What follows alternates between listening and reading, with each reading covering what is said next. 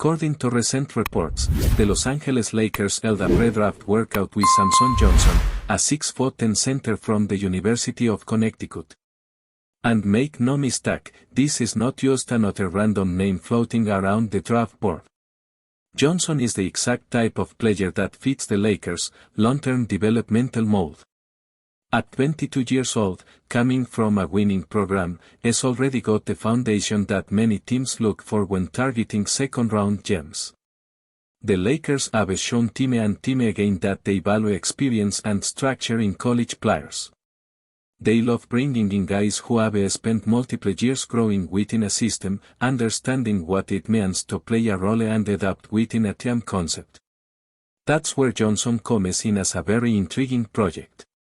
It's not a flashy offensive weapon, far from it, actually, but what makes him stand out is his athleticism and defensive presence.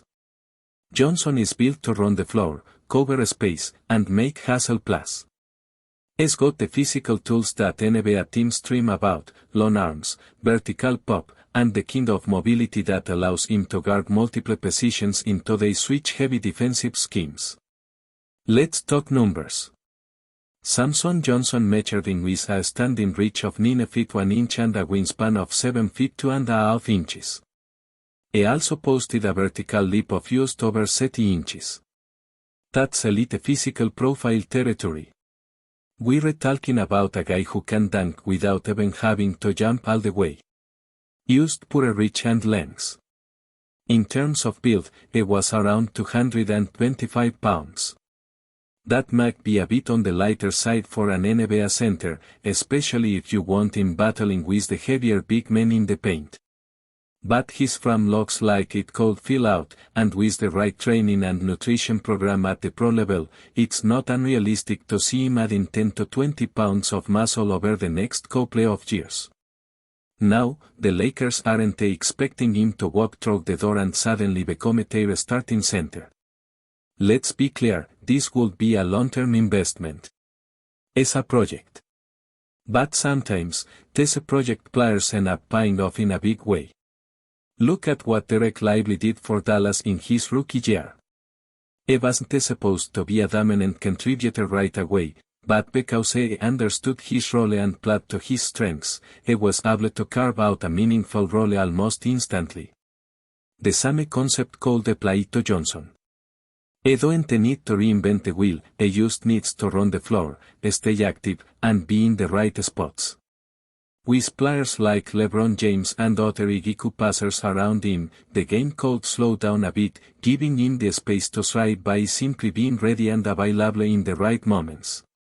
When Johnson was on the court for UConn, even in limited minutes, he made an impact. As a senior, he averaged about 7.5 points, 3.5 rebounds, and 1.5 blocks per game in just over 19 minutes of action. That's extremely efficient production. If you project that out to a 25-minute role, you're looking at nearly double those numbers. And what's encouraging is the fact that he improved year over year, not just statistically, but in terms of understanding spacing, picking up defensive rotations, and reading the flow of the game. That kind of progression is what scouts and front offices love to see. It shows that a player is coachable and willing to put in the work to evolve. From a fit standpoint, Johnson checks a lot of boxes for what the Lakers are missing. They've been looking for that floor-running big who can keep up with transition play, offer vertical spacing, and be disruptive on defense. That was supposed to be the role of Hassan Hayes this season, but he hasn't consistently delivered. Same goes for some of the other depth pieces the Lakers have rotated in. Johnson offers a fresh option, one that comes with a cheaper contract, more years of control, and significantly more upside given his age and developmental trajectory. And even if he spends a chunk of his first season on a two-way deal or bouncing between the G-League and the main roster, that don't mean he can't be valuable down the line. The Lakers only hold the 55th pick in this year's draft, so the odds of finding an immediate contributor are slim. But that's exactly the kind of situation where you roll the dice on a guy like Johnson. someone who probably won't make headlines on draft night, but 2 years from now, we could be talking about how smart the pick was. And yes, there is always the chance another team grabs him earlier. It's already worked out with the Utah Jazz, Milwaukee Bucks, and Washington Wizards, so clearly, other franchises see the same potential. That level of interest suggests he might not even be available at pick 55. If the Lakers really like him, they might need to trade up or purchase either second-round pick to make it happen. That wouldn't be unusual. The Lakers have been aggressive in acquiring second-round talent before. If the front office believes Johnson could eventually become a reliable rotation player or even a backup center within 2 to 3 years, they might feel it's worth the investment. Especially when you consider that Johnson is younger than most of the other developmental bigs currently on the roster. Players like Colin Castleton, Christian Coco, or Traje Mason Alcame in with different timelines. Johnson, by comparison, still has time on his side. He's also got that winning DNA. Let's not forget, he's a 2-time national champion with UConn. That means something. Being part of a title-winning program teaches you how to prepare, how to handle pressure, and how to sacrifice for team success. Off the court, Johnson comes across as focused and mature. He understands where he is in his development and don't pretend to be more than what he is. That self-awareness is huge. Too many young players try to do too much, too soon, and end up playing themselves out of rotation minutes. Johnson seems to grasp the importance of earning his spot, of coming in, doing the dirty work, and letting the rest come naturally. And in today's NBA, where roles are increasingly specialized, a player who knows exactly who he is can be far more valuable than someone trying to be everything at once. It's also worth mentioning the kind of impact Johnson could have used by playing smart basketball. Get to the dunk spot. Set solid screens. Crash the glass. Defend with energy.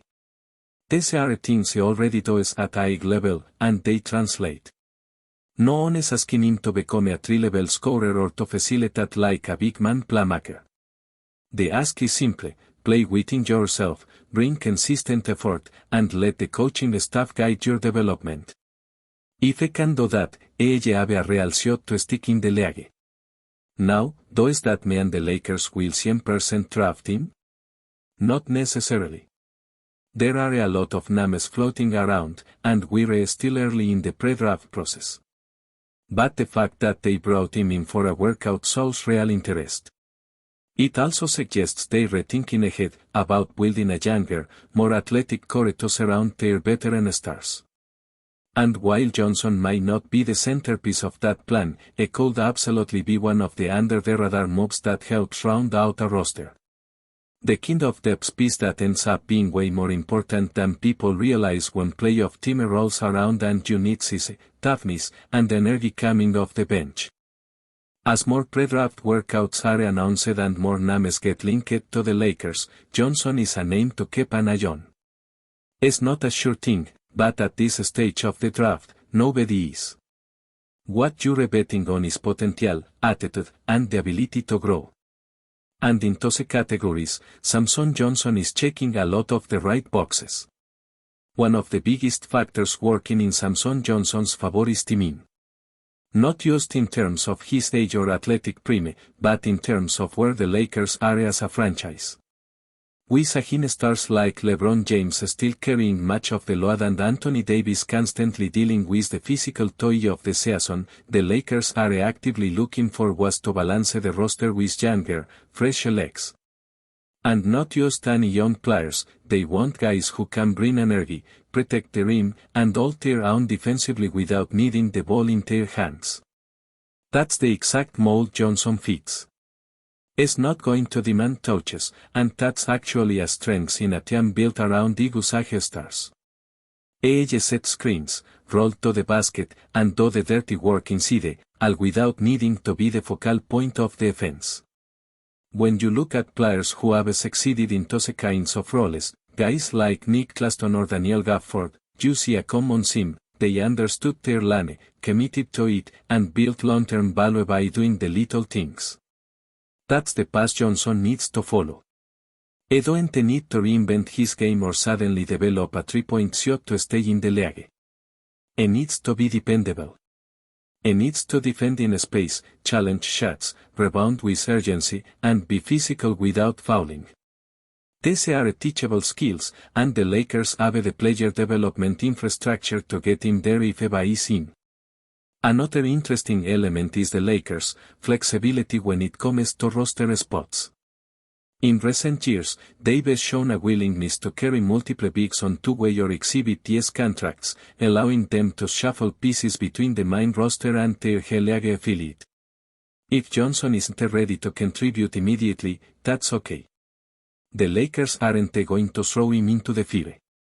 But what they can do is give him meaningful minutes in the G-League, let him learn the system, and prepare him for a potential rotational role later in the season or the year after. That's a low-risk, high-reward move, especially if they're able to draft him late or acquire a mid-second-round pick to secure his rights. And let's not ignore the fact that he's not just a tools guy. Johnson's production in limited minutes at UConn was legit. Averaging nearly 8 points, 4 rebounds, and over a block per game in under 20 minutes isn't easy, especially on a team full of talent competing for a national title. Those numbers show that they can contribute without needing a lot of touches or team. If you can take a guy like that and slot him into a defined NBA role, 15 minutes a night as a rim runner and shot blocker, it can give you solid value almost immediately. Especially surrounded by playmakers who can simplify the game for him. In a league where rim protection is always in demand and quality bigs are often hard to find outside of the lottery, taking a flyer on someone like Johnson makes a ton of sense. He might never be a 20-10 guy, and that's fine. That's not what the Lakers need from him. What they need is a guy who can plug in defensively, switch on to smaller players when needed, close out possessions with rebounds, and offer a vertical threat around the rim. If he brings that on a nightly basis, the Lakers will have a hit on a smart value pick, something they've been doing more frequently in recent years, especially in the second round. One more angle worth noting is that Johnson's mindset and competitive background give him an edge. Coming from a two-team national championship team at UConn means he's been tested at the highest level of college basketball. He knows what it takes to win. He's played under pressure. He's fought for minutes in a deep rotation. Those experiences will help him transition to the NBA, where roles are specialized and every second on the floor matters. He's not walking in blind. He's walking in prepared, and that's the kind of mentality that often separates guys who stick from those who fade out. So when you step back and look at the full picture, the athletic tools, the defensive instincts, the experience in a winning culture, and the opportunity the Lakers have to mold him, you start to see why a team like LA would give him a serious look. He's not going to walk into the building and change the trajectory of the franchise, but he might become one of those foundational support pieces that good teams are built on. A reliable energy big. A rim protector. A young player with upside who costs next to nothing and still has room to grow. That's why, even though he's a second-round target and not a headline name, Samson Johnson might just be one of the most interesting options the Lakers are evaluating this year. With the right plan, the right role, and a clear path for development, it could be exactly what they need, not for the headlines, but for the grind of an 82-game season where depth, defense, and effort can make all the difference. Before we continue, we ask that you leave a like and subscribe to the channel so you won't miss any exclusive Lakers updates. Moving on. In what could become one of the most sensational moves in recent NBA history, rumors are swirling around the possibility of SHAI GILGEOUS-ALEXANDER leaving the Oklahoma City Thunder to join the Los Angeles Lakers. While no official confirmation has surfaced, insiders and league sources suggest that the Lakers are aggressively pursuing the All-NBA guard, who has emerged as one of the brightest stars of his generation. The whispers began shortly after the Thunder's recent playoff exit, with speculation mounting that the franchise might consider a blockbuster trade to accelerate their long-term rebuilding strategy. Meanwhile, the Lakers, desperate to add another elite playmaker alongside LeBron James and Anthony Davis, are reportedly exploring all avenues to make such a monumental acquisition possible. SHAI, who is coming off a career-best season with Oklahoma City, averaging over 30 points per game, has long been admired for his smooth scoring, clutch performances, and elite two-way capabilities. His potential move to Los Angeles is being hailed by some analysts as a game-changer that could instantly restore the Lakers to title contention. However, skeptics argue that the Thunder, a team built on a foundation of young talent and draft capital, would be reluctant to part ways with their franchise cornerstone unless overwhelmed by a massive offer. Adding fuel to the fire, social media detectives have noted SHAI's recent interactions with several Lakers players, as well as his presence in Los Angeles during the off-season. Though these actions are far from conclusive, they have only intensified the speculation about his possible departure from Oklahoma. League executives have remained tight-lipped, but the idea of SHAI donning the iconic purple and gold is gaining traction among fans and pundits alike. Some sources believe that negotiations, if they are indeed taking place, could involve a package centered around multiple first-round picks and emerging young stars from the Lakers roster. For now, all that remains are whispers and conjecture. But if this rumored move does materialize, it could dramatically reshape the landscape of the NBA, with the Lakers solidifying their superteam aspirations and Oklahoma City embarking on yet another chapter in their rebuild. As the off-season progresses, all eyes will be fixed on these two franchises, waiting to see whether this bold possibility turns into reality or remains just another tantalizing what-if in NBA lore. Stay informed exclusively about Los Angeles Lakers news. Subscribe to our channel and hit the like button to keep receiving daily updates. Also, share your opinion on the news in the comments, as your contribution is crucial for the Lakers. Stay tuned for the next video.